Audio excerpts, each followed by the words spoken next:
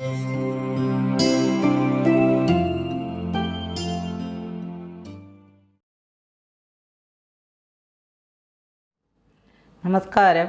പാചകരസത്തിലേക്ക് എല്ലാവർക്കും സ്വാഗതം.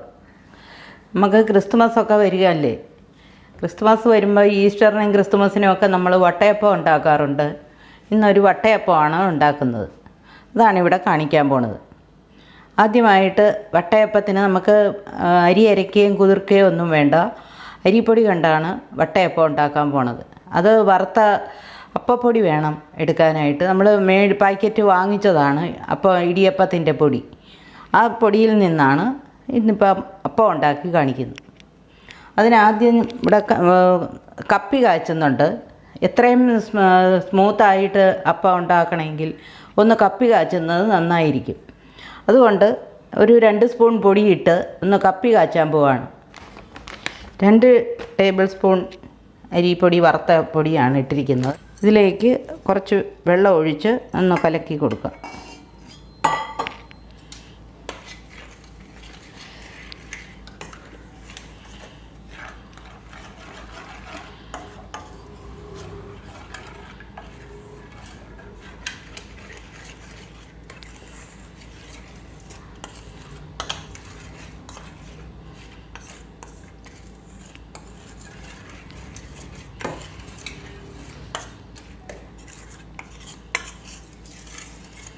കപ്പി കാച്ചുന്നതിന് അധികം നേരമൊന്നും വേണ്ട.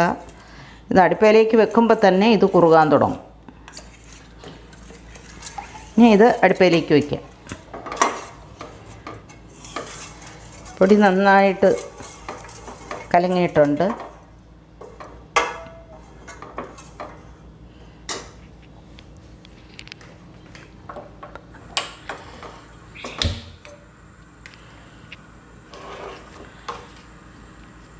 അത് കുറുകാൻ തുടങ്ങി. അപ്പം തന്നെ വെച്ചാൽ ഉടനെ കുറുകും.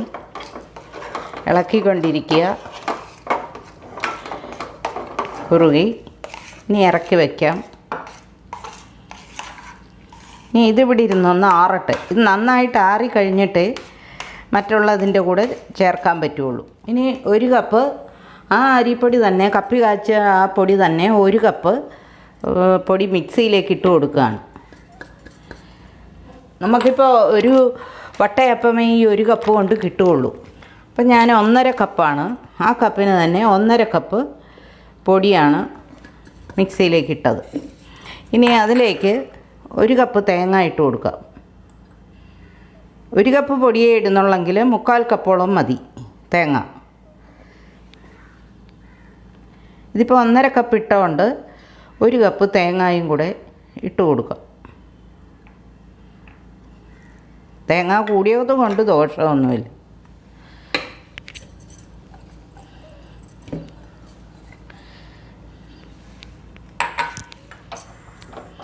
ഇനി ഇതിനകത്തിടേണ്ടത് കുറച്ച് ചോറാണ്. ഒരു 1/4 കപ്പ് ചോറിട്ട് കൊടുക്കാം.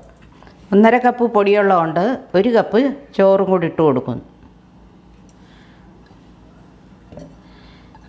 ഇനി ഇതിലേക്ക് ആവശ്യത്തിന് ഉപ്പ്. അധികം ഉപ്പ് വേണ്ട. നമ്മൾ മധുരമുള്ളതല്ലേ ഉണ്ടാക്കുന്നു. എന്നിട്ട് കുറച്ച് ഉപ്പ്. ഈ ചോറൊക്കെ പൊടിയെടുത്ത ഈ കപ്പിന് തന്നെ ഒരു 1/2 കപ്പ് പഞ്ചസാര ചേർക്കാം.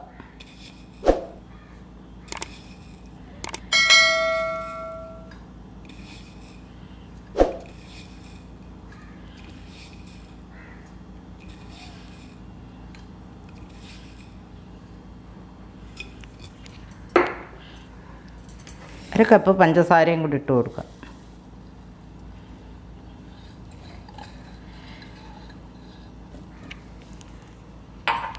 പിന്നെ കുറച്ച് തേങ്ങ വെള്ളം എടുത്ത് വെച്ചിട്ടുണ്ട്. അതും കൂടി ഇതിലേക്ക് ഒഴിച്ചു കൊടുക്കാം. തേങ്ങാ വെള്ളം കുറച്ചേ ഉള്ളൂ. ഒരു 1/4 കപ്പ് ഇല്ല, അത്രയേ ഉള്ളൂ. അത് ഒഴിച്ചു കൊടുക്കാം. ഇത് ഇൻസ്റ്റൻറ്റ് ഈസ്റ്റാണ്.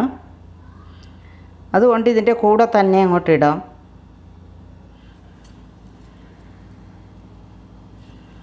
ഒരു 1/2 ടീസ്പൂൺ ഈസ്റ്റും കൂടി ഇട്ട് കൊടുക്കാം. മറ്റേ വലിയ ഈസ്റ്റാണെങ്കിൽ, തരി വലുതായിട്ടുള്ള ഈസ്റ്റാണെങ്കിൽ ആ തേങ്ങാ വെള്ളത്തിലേക്കിട്ട് കുറച്ച് പഞ്ചസാര ഇട്ട് ലയിപ്പിച്ചേച്ച് ഒഴിച്ചാൽ മതി. ഇനി ഇച്ചിരി വെള്ളം കൂടി ഒഴിച്ച് കൊടുക്കാം. ഇതൊന്ന് അരയണമല്ലോ. ഇനി ഇതൊന്ന് അരച്ചെടുത്ത് കൊണ്ടുവരാം. അരയുമ്പം വെള്ളം പൊടിയൊക്കെ ആയതുകൊണ്ട് വെള്ളം പോരാന്നുണ്ടെങ്കിൽ കുറേശ്ശെ വെള്ളം ഒഴിക്കുക. വെള്ളം ഒരുപാടായി പോകരുത്. ദോശ പരുവത്തിലും ഇച്ചിരി കൂടെ കുറുകിയിരിക്കുന്നതാണ് നല്ലത്. നരച്ചുകൊണ്ട് വരാം, കാണിക്കാം. ഈ കപ്പി കാച്ചി വെച്ചിരിക്കുന്നതും കൂടെ മിക്സിയിലേക്ക് ഇട്ട് കൊടുക്കുക.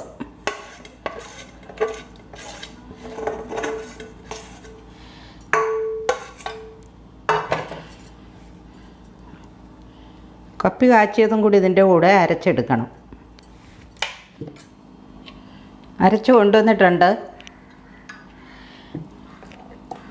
തേങ്ങയൊക്കെ ഇട്ടിരിക്കുന്നതുകൊണ്ട് നന്നായിട്ട് അരയണം. ഈ പരുവത്തിൽ വേണം ഇരിക്കാൻ. ഒത്തിരി നീണ്ടു പോകരുത്. നമുക്കൊരു ചെരുവത്തിലേക്ക് ഊറ്റി വയ്ക്കാം.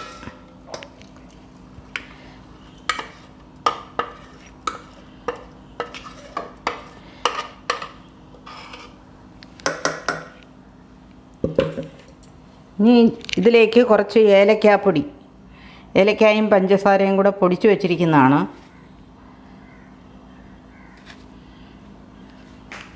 അതും കൂടി ഇട്ട് ഒന്ന് ഇളക്കി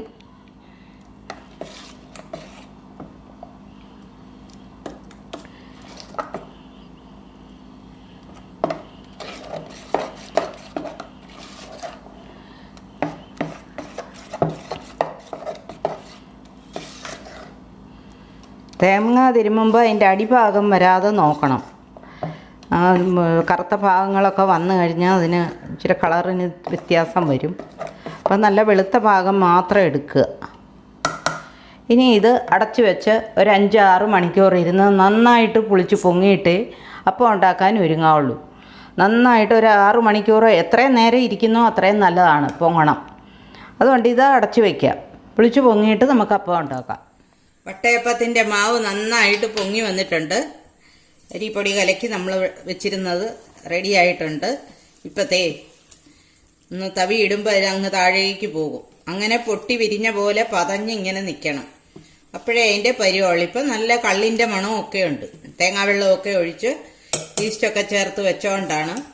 ഇനി നമുക്ക് എനിക്ക് കേക്ക് ഉണ്ടാക്കുന്ന ടിന്നാണുള്ളത്. അതിൽ എണ്ണയെല്ലാം തേച്ച് വെച്ചിരിക്കുകയാണ്. ഇനി ഇതിലേക്ക് ഒഴിക്കാം.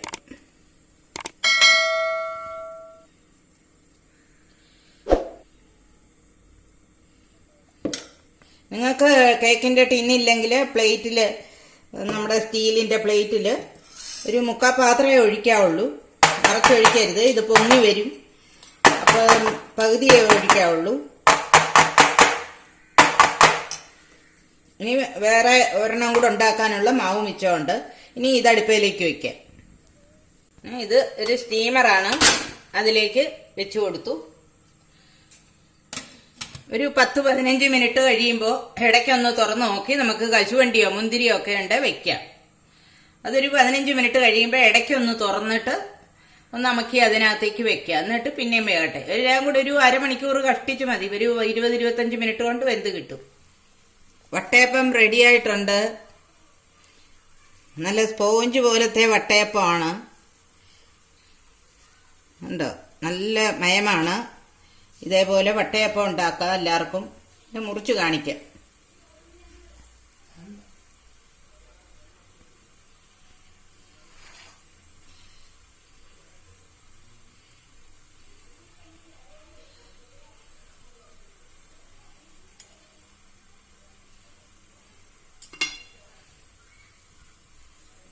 ചൂടാറുന്നേ ഉള്ളൂ. ഉണ്ടോ? നല്ല പഞ്ഞി പോലത്തെയാണ് വട്ടയപ്പം. ഇതെല്ലാവരും ഇങ്ങനെ ഉണ്ടാക്കി നോക്കാം, കഴിക്കാം. നല്ല ടേസ്റ്റാണ്, നല്ല മധുരവും കള്ളിൻ്റെ ചുവയൊക്കെ തന്നെ ഇപ്പോൾ ഉണ്ട്. തേങ്ങാവെള്ളമൊക്കെ ഒഴിച്ചുകൊണ്ട്. പണ്ട് കള്ളൊക്കെ ചേർത്താണ് ഞങ്ങൾ വട്ടയപ്പം നാട്ടിലൊക്കെ ഉണ്ടാക്കിക്കൊണ്ടിരുന്നത്. ഇപ്പോൾ കള്ളൊന്നുമില്ല, നമ്മൾ ഈസ്റ്റൊക്കെ ചേർത്താണ് വെക്കുന്നത്. എന്നാലും തേങ്ങാവെള്ളമൊക്കെ ചേർക്കുമ്പോൾ ആ ടേസ്റ്റ് കിട്ടാറുണ്ട്. അതുകൊണ്ട് എല്ലാവരും ഇതിങ്ങനെ ചെയ്ത് നോക്കുക. ഇഷ്ടപ്പെട്ടെങ്കിൽ സബ്സ്ക്രൈബ് ചെയ്യുക, ലൈക്ക് ചെയ്യുക, ഷെയർ ചെയ്യുക. താങ്ക്